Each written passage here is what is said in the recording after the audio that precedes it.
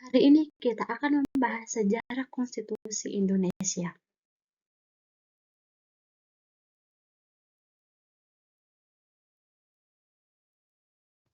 Yang pertama-tama kita akan membahas apa itu konstitusi. Istilah konstitusi berasal dari bahasa Perancis, yaitu constituer, berarti membentuk dalam artian membentuk suatu negara. Inggris memakai istilah constitution yang dalam bahasa Indonesia disebut konstitusi, yang berarti undang-undang dasar atau hukum dasar. Jadi, konstitusi merupakan hukum dasar tertinggi yang memuat hal-hal mengenai penyelenggaraan negara. Konstitusi pada umumnya dibagi menjadi dua jenis, yaitu tertulis dan tidak tertulis. Konstitusi tertulis adalah aturan-aturan pokok dasar negara, bangunan negara, dan tata negara yang mengatur peri kehidupan satu bangsa di dalam persekutuan hukum negara. Konstitusi tidak tertulis disebut juga konvensi, yaitu kebiasaan ketatanegaraan yang sering timbul dalam sebuah negara. Undang-Undang Dasar tahun 1945 adalah merupakan salah satu konstitusi yang paling singkat dan sederhana di dunia. Undang-Undang Dasar tahun 1945 hanya terdiri dari 16 bab, 37 pasal, 4 pasal aturan peralihan, dan 2 ayat aturan tambahan. Undang-Undang Dasar tahun 1945 memuat 5 unsur antara lain kekuasaan negara, hak rakyat, kekuasaan eksekutif, legislatif, dan yudikatif. Sedangkan untuk mengatur hal-hal pokok yang terkait dengan penyelenggaraan pemerintahan negara, diserahkan pengaturannya pada undang-undang yang lebih rendah. Sejarah mencatat bahwa dalam pembuatan Undang-Undang Dasar 1945 sangat singkat. Karena itu, Soekarno pada waktu menyatakan berlakunya Undang-Undang Dasar 1945 pada tanggal 18 Agustus 1945 mengatakan bahwa Undang-Undang Dasar 1945 ini bersifat sementara. Nanti setelah kondisi kita bernegara sudah stabil, kita dapat membuat Undang-Undang Dasar yang lebih lengkap dan lebih sempurna. Tahap perkembangan konstitusi Indonesia. Yang pertama, periode pertama berlaku Undang-Undang Dasar 1945. Yang kedua, periode kedua berlaku Konstitusi Republik Indonesia Serikat 1949. Yang ketiga, periode ketiga berlaku Undang-Undang Dasar sementara 1950. Yang keempat, periode keempat berlakunya kembali Undang-Undang Dasar 1945. Dan yang kelima, periode kelima reformasi dan perubahan. Bagaimana pelaksanaan ketatanegaraan berdasarkan Undang-Undang Dasar pada setiap periodisasinya seperti di atas? Yang pertama, periode masa berlakunya Undang-Undang Dasar 1945 tanggal 18 Agustus 1945 sampai dengan 27 Desember 1949. Undang-Undang Dasar Republik Indonesia yang pertama adalah Undang-Undang Dasar 1945 yang disahkan pada tanggal 18 Agustus 1945, berlaku secara nasional sampai dengan tanggal 27 Desember 1949. Naskah Undang-Undang Dasar pertama tersebut disahkan oleh Panitia Persiapan Kemerdekaan Indonesia atau PPKI. Penyusunan naskah rancangan Undang-Undang Dasar 1945 dimulai dari pembentukan BPUPKI yang dilantik pada tanggal 28 Mei 1945. BPUPKI mengadakan sidang-sidang yang dapat dikelompokkan menjadi 2 masa persidangan.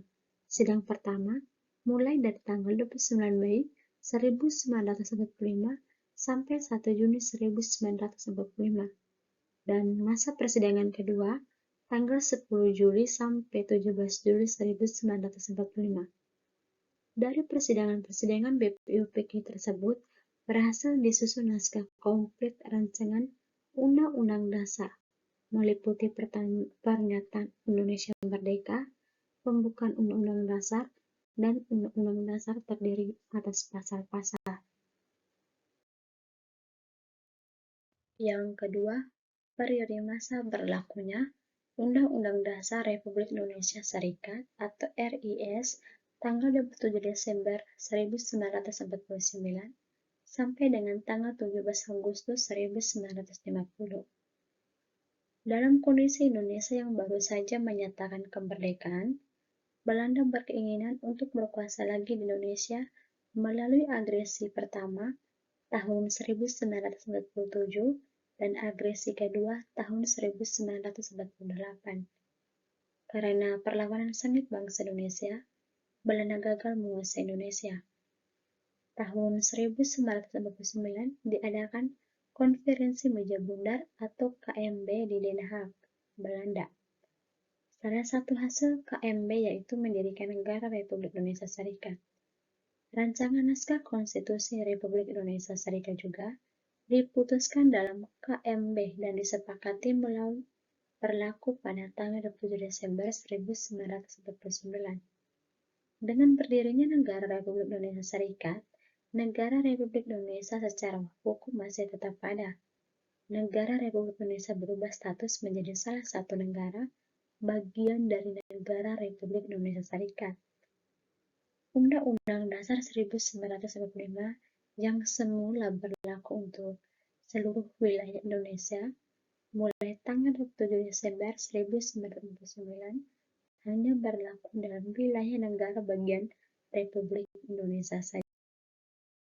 Yang ketiga, periode masa berlakunya Undang-Undang Dasar sementara 1950, mulai tanggal 17 Agustus 1950 sampai dengan 5 Juli 1959. Perubahan ketatanegaraan dari negara serikat menjadi negara kesatuan berdasar pada Undang-Undang Dasar Sementara 1950 yang di dalam pembukaannya memuat dasar negara Pancasila.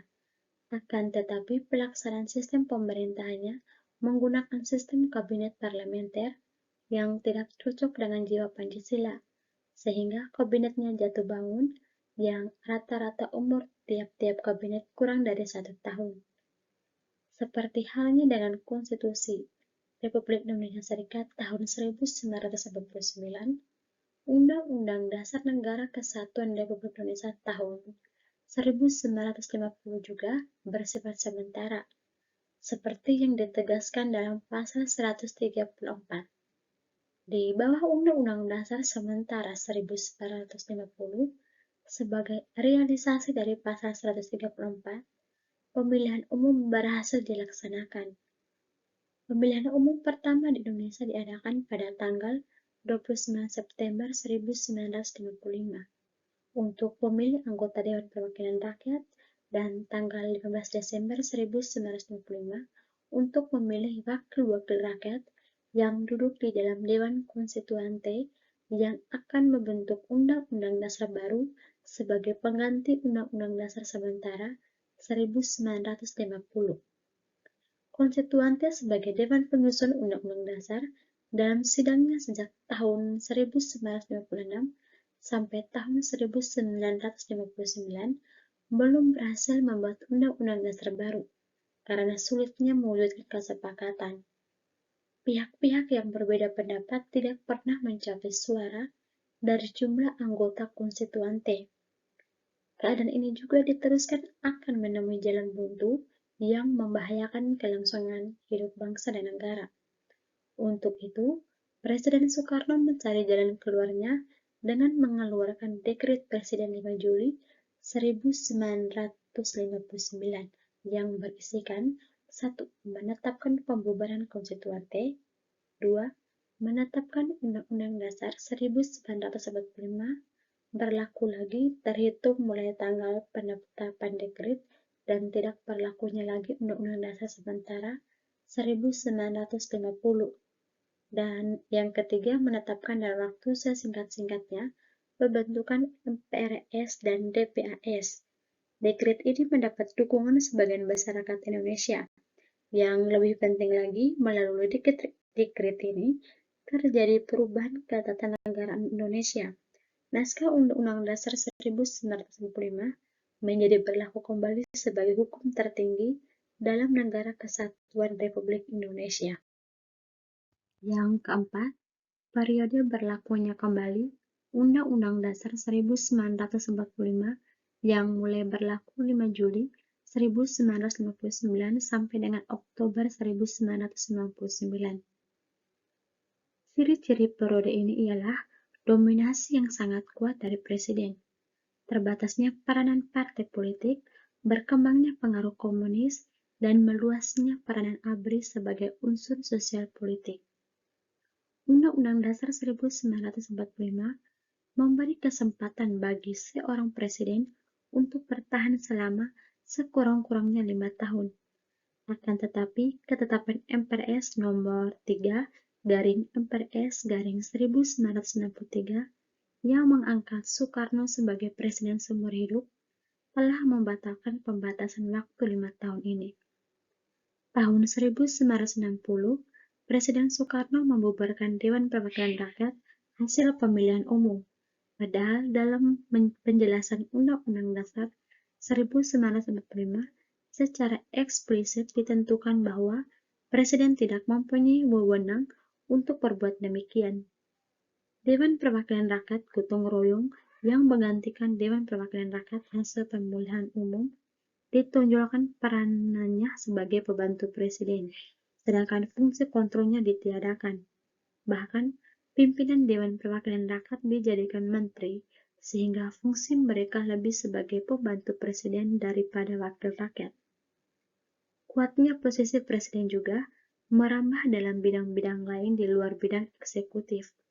Berdasarkan Undang-Undang Nomor 19 Tahun 1964, Presiden diberi wewenang untuk campur tangan di bidang yudikatif, dan masih banyak lagi penyimpangan-penyimpangan terhadap Undang-Undang Dasar 1945. Yang kelima, periode masa reformasi dan perubahan Undang-Undang Dasar 2002 mulai 19 Oktober 1999 sampai dengan 10 Agustus 2002. Reformasi tahun 1998 merupakan salah satu berkah yang membawa perubahan terhadap Undang-Undang Dasar 1945. Sejak dekret Presiden 5 Juli 1959 yang memerintahkan untuk kembali pada Undang-Undang Dasar 1945 sampai berakhirnya kekuasaan Presiden Soeharto, praktis Undang-Undang Dasar 1945 belum pernah diubah untuk menyempurnakan isinya. Soekarno dengan demokrasi terpimpinnya bukannya menjunjung tinggi nilai-nilai demokrasi dan kedaulatan rakyat, tetapi yang diagungkan adalah kekuasaan pemimpin, sehingga era ini melahirkan sistem diktator dalam memimpin negara. Soekarno telah gagal keluar dari pilihan dilematis antara menjunjung tinggi nilai demokrasi lewat sistem multipartai dengan ambisi pribadinya untuk mendudukan seluruh partai dalam rangka mempertahankan tata kekuasaannya. Pengangkatannya menjadi presiden seumur hidup dengan ketetapan MPRS merupakan bukti nyata pelanggaran terhadap Undang-Undang Dasar 1945. Sekian dari saya. Terima kasih.